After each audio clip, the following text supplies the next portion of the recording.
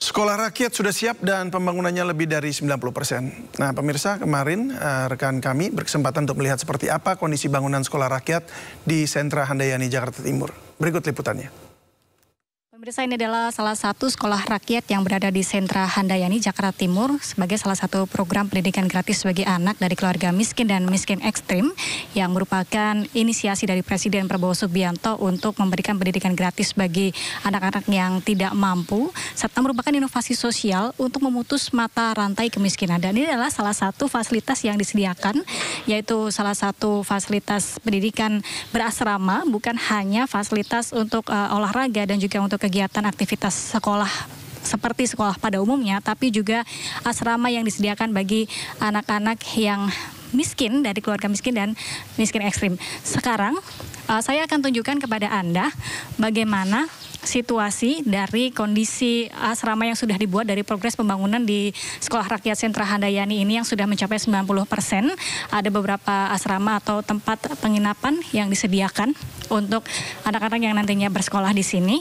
Lokasinya sedikit jauh dari lapangan, namun di sini Anda bisa lihat progresnya sudah 90%. Dan disinilah Anda bisa melihat ada salah satu penginapan, ada kamar yang sudah tersedia di dalam. Kita akan masuk ke dalam. Ini ada kamar, kemudian ada almari, ada meja belajar, dan anak-anak yang bersekolah di sini nantinya bisa menikmati fasilitas ini. Di Sentra Handayani, Jakarta Timur ini nantinya akan menampung sekitar 75 siswa, dan secara total keseluruhan baik dari pemerintah ini akan mencapai target sekitar 65 sekolah rakyat di seluruh Indonesia dalam 1 tahun pelajaran, yang kemudian selanjutnya akan menampung sekitar 20.000 siswa dalam 1 tahun pelajaran dan 3.000 tenaga pendidik serta 7.000 tenaga support pendidik lainnya dalam sekolah-sekolah yang akan disebar di berbagai daerah di Indonesia.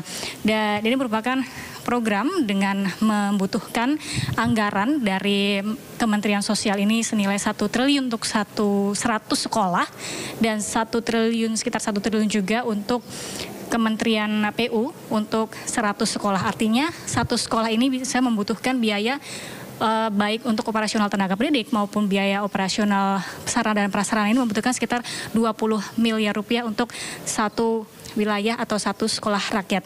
Dan sementara sudah ada 60 sekolah yang sudah ada di berbagai daerah di Indonesia dengan target masing-masing kabupaten adalah 1 dan akan menyasar anak-anak dari keluarga yang miskin dan miskin ekstrim, sehingga nantinya dengan memberikan akses pendidikan bagi anak-anak dari keluarga yang miskin dan miskin ekstrim ini akan memutus mata rantai kemiskinan, sehingga akan membuka akses-akses pendidikan dan juga membuka akses-akses kesejahteraan yang lebih maju lagi. Dari Jakarta Galuh Pandu, Yudi Permana Anyus melaporkan.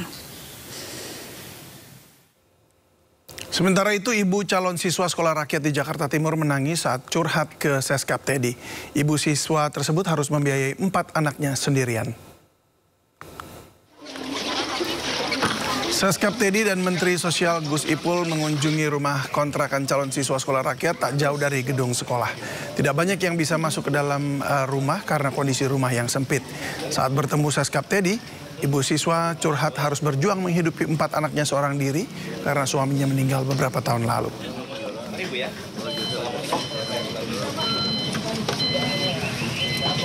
Pak Irwan, kemudian ada Ibu Suratna, kemudian mewakili dari orang tua anak-anak lainnya.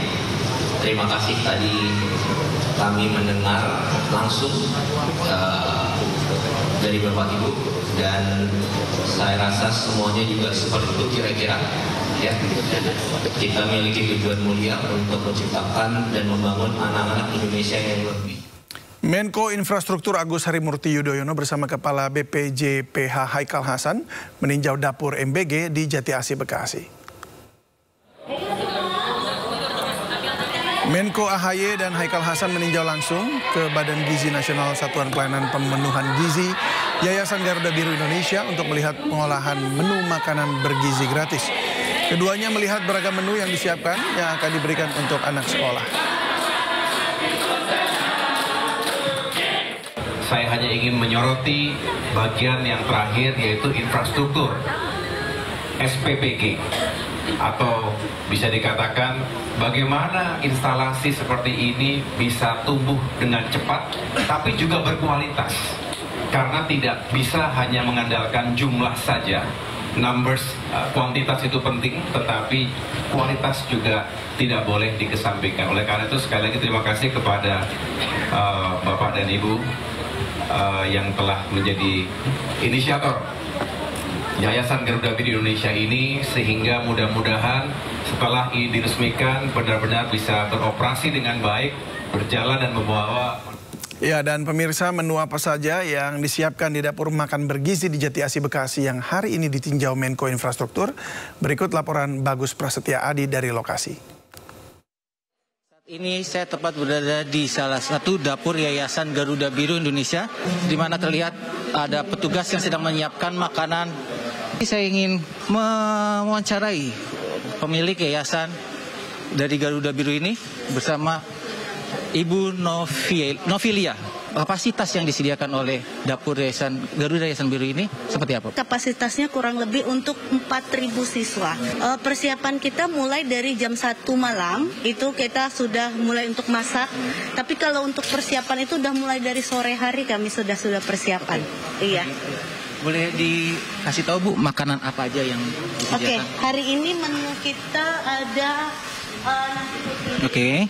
Terus ini ada kakap pilet saus asam manis sama capcay. Pokoknya setiap hari ada protein nabatinya, buah dan susu. Insya Allah 4 sehat 5 sempurna. Menyeleksi makanan sendiri itu ada prosesnya nggak sih? Kita ada ahli gizi. Di sini akan disiapkan 3, yaitu pertama kepala unit pelayanan, kedua ahli gizi, ketiga akuntan, dan ada korlap lapangan juga dan korlap dapur juga. Jadi ada kepala-kepalanya yang memang kita sudah seleksi untuk membenahi ini gitu. Itu tadi kita sudah berbincang dengan Kepala Dapur Indonesia, sekaligus pemilik Yayasan Garuda Biru ini. Kembali ke Anda. Presiden Prabowo Subianto menyampaikan terima kasih kepada jajarannya yang telah bekerja cepat merealisasikan program pemerintah. Namun Presiden juga mengingatkan akan meninggalkan jajarannya jika tidak bisa bergerak cepat. Terima kasih sekali lagi. Hilirisasi akan jalan terus. Momentum akan kita percepat. Kita mau bergerak cepat. Rakyat menuntut, mengharapkan kemajuan cepat. Saya terima kasih tim saya, kabinet saya, semuanya kerja dengan baik, kerja dengan cepat. Yang tidak bisa ikut cepat, kita tinggalkan.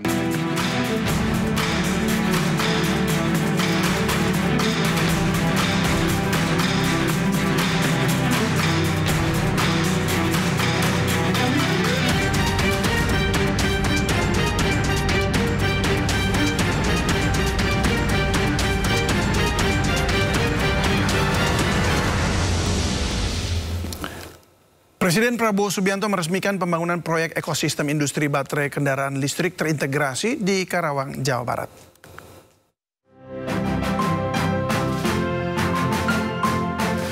Presiden Prabowo Subianto meletakkan batu pertama pembangunan proyek ekosistem industri baterai kendaraan listrik terintegrasi konsorsium Antam IBCCBL di kawasan Arta Industrial Hills, Karawang, Jawa Barat pada Minggu siang.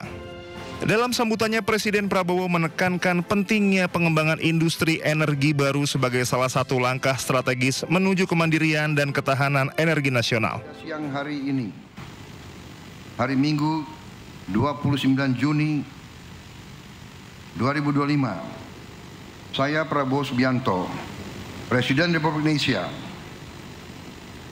dengan penuh kebanggaan meresmikan groundbreaking ekosistem industri baterai kendaraan listrik terintegrasi konsorsium Antam Indonesia Battery Corporation dan CBL Contemporary Brunel Legend. Prosesi peletakan batu pertama industri baterai listrik di Karawang ditandai dengan penekanan tombol sirine oleh Presiden Prabowo bersama sejumlah pejabat terkait. Dari Karawang, Jawa Barat, iNews melaporkan.